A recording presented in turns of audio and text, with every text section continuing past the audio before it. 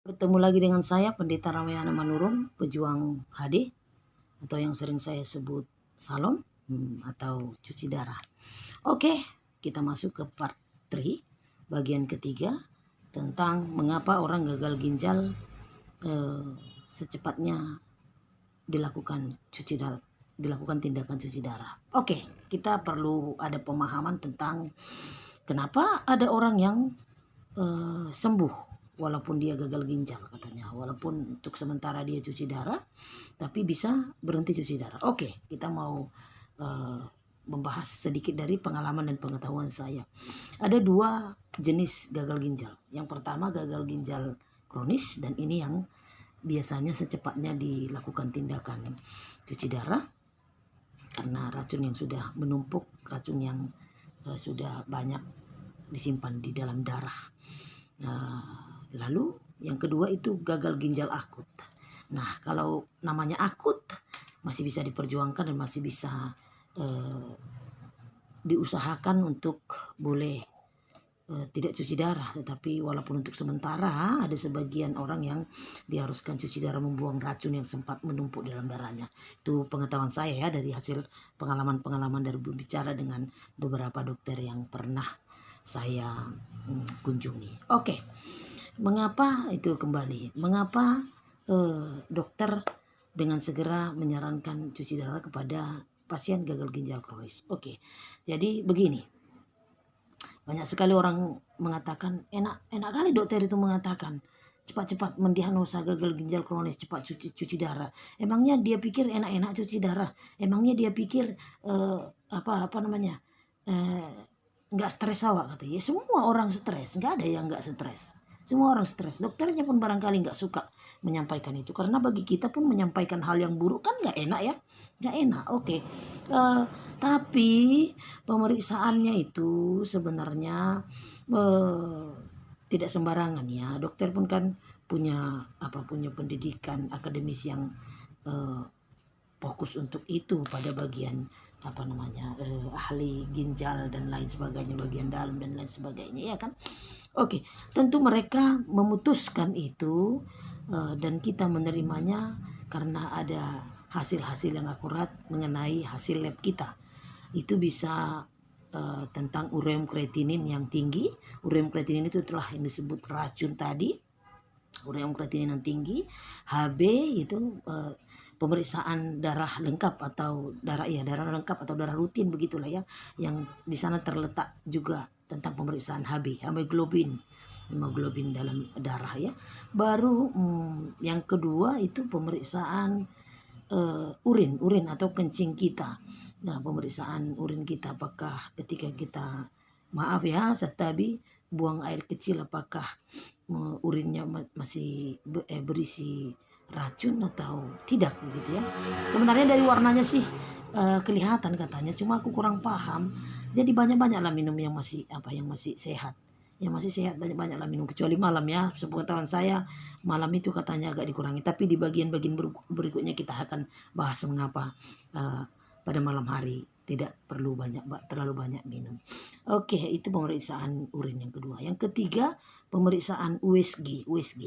Dengan USG di sana dokter akan melihat apakah ginjal kita mengecil, ada infeksi atau bengkak dan lain sebagainya yang harus memutuskan untuk dilakukan cuci darah. Oke, kita masuk ke yang pertama. Mengapa diharuskan segera cuci darah? Karena ureum kreatinin atau racunnya sudah tinggi. Apa itu ureum dan berapa jumlahnya sehingga diharuskan cuci darah? Oke, bagi laki-laki sepengetahuan saya dan pengalaman kami itu, bagi laki-laki katanya ureum itu dari angka 8 sampai 24.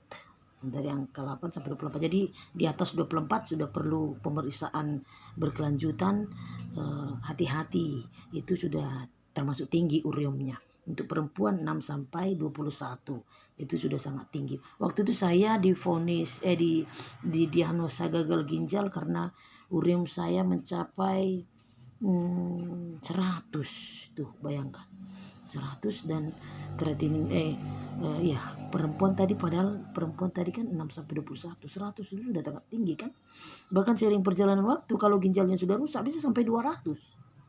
Ini yang mengakibatkan seperti yang saya terangkan di bagian-bagian sebelumnya, bisa sampai ke otak kalau ditahan-tahan, tidak langsung diikuti saran dokter untuk menjalani terapi cuci darah.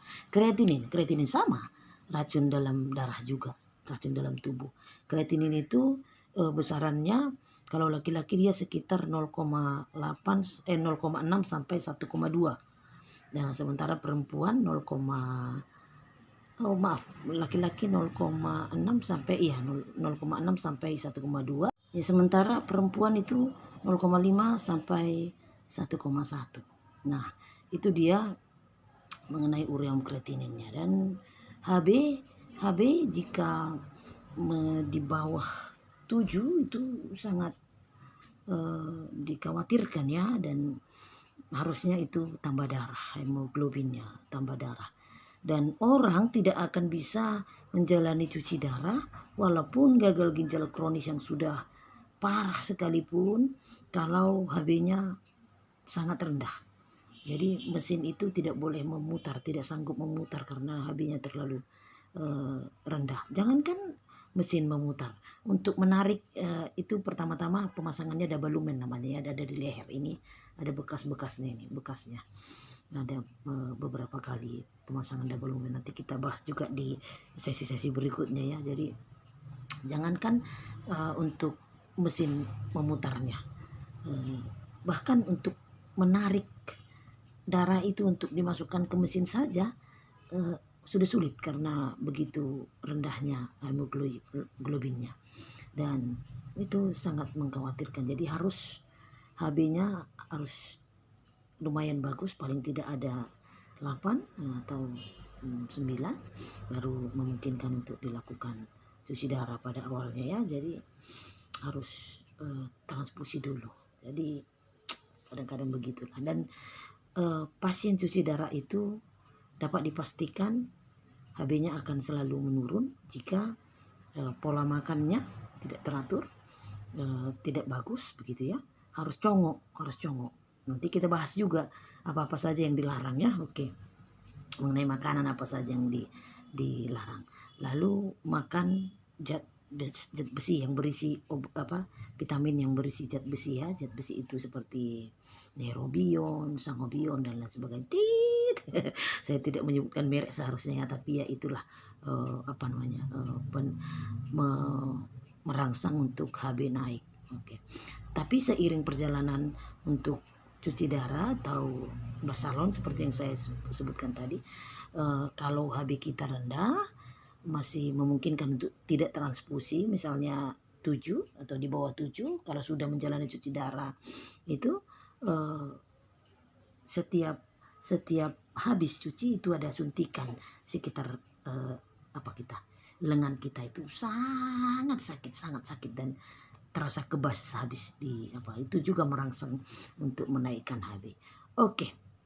Mengenai USG kecil besarnya persennya saya kurang paham berapa persen, tapi yang jelas belakangan ini saya periksakan ke Penang kemarin, persen dari ukuran dari ginjal saya tinggal di bawah 10%, dan itu cukup tidak baik. Tapi ingat, walaupun kita gagal ginjal, tapi kita tidak gagal hidup, kita tidak gagal pengharapan, kita tidak gagal semangat terus bagi pejuang salon, pejuang HD. Oke, itu part 3. Selanjutnya tunggu, tapi jangan lupa kalau saya masukkan ke YouTube, subscribe, oke? Komen dan like. Komentari saja apa yang mau kita bahas, oke? Sampai jumpa kembali. Horas.